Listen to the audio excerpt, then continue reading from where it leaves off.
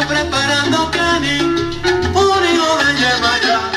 Junior Vega con su trompeta, Junior Vega con tu trompeta, también viene a inspirar. Y cuidado con los gatos que se trepan encima del mostrador. ¡Uy! Vamos a gozar.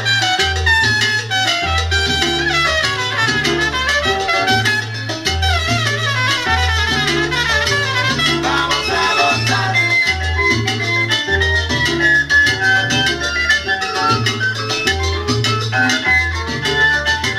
Vamos a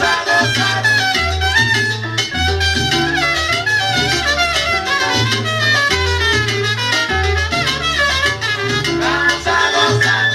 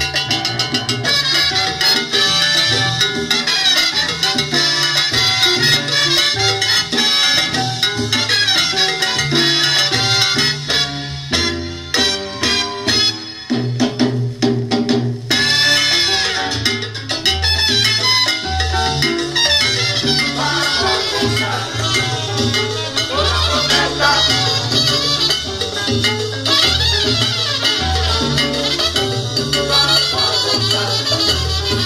Con la protesta.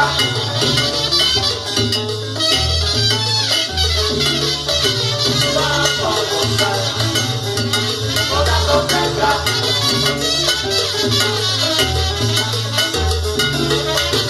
Vamos a gozar. Con la protesta. Y ahora presentamos al gato que más lindo